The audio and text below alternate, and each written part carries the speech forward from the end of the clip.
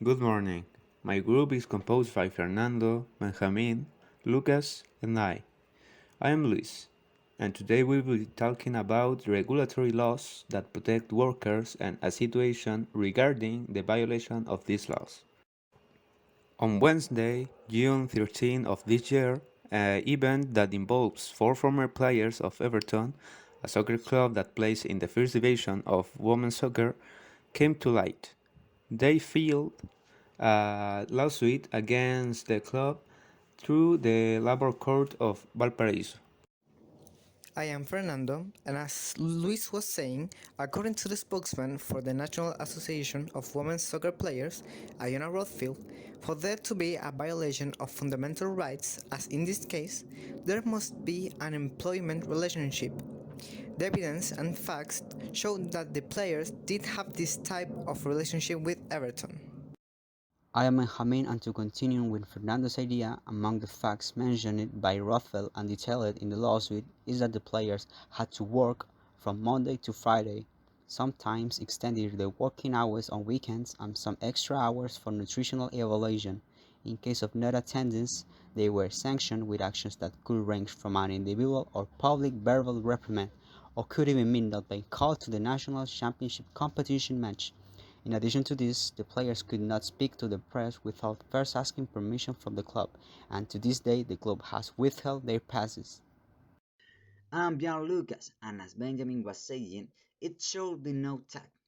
According to the lawsuit, Everton just violated rights protected by the Labour Code, the Constitution, international treaties, such as CEDAW and ILO, and the NFP regulation which recognize the labor relationship between the players and the clubs.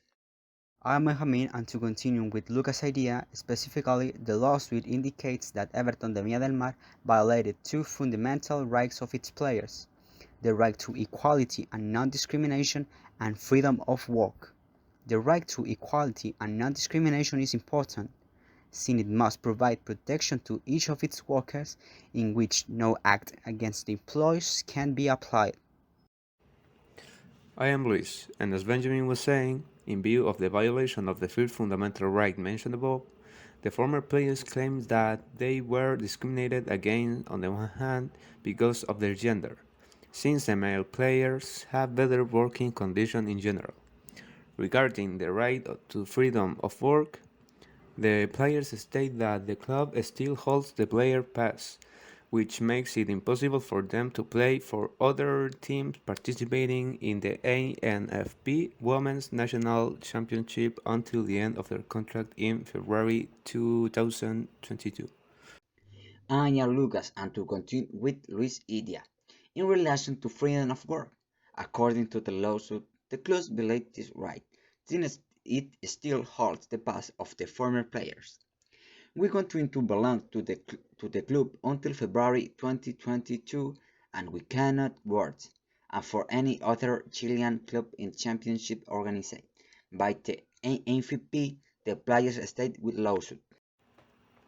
I am Luis, and to continue with Fernando idea, the importance of labor laws lies in the fact that it establishes order within the professional environment and safeguards the minimum working conditions. Thus, everyone involved knows what their rights and obligations are, and what they must do to maintain an orderly environment. In this way, labor law describes the regulation that will give the necessary direction to resolve conflicts in the workplace. With this, companies can devote their attention to productivity and profitability rather than problem solving. I am Fernando, and to conclude, we may say that in this case of analyzed labor legislation, there are several aspects that can be improved and that are not covered by it. One example is the same claim made by the female players, because in contrast to the male soccer club, they do not have the same conditions with respect to salaries, contract and other services, such as dressing rooms for the female players.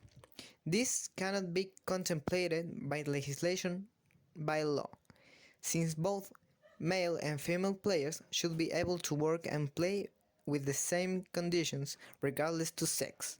and this is something that should be improved in order to comply with the right to equality and non-discrimination.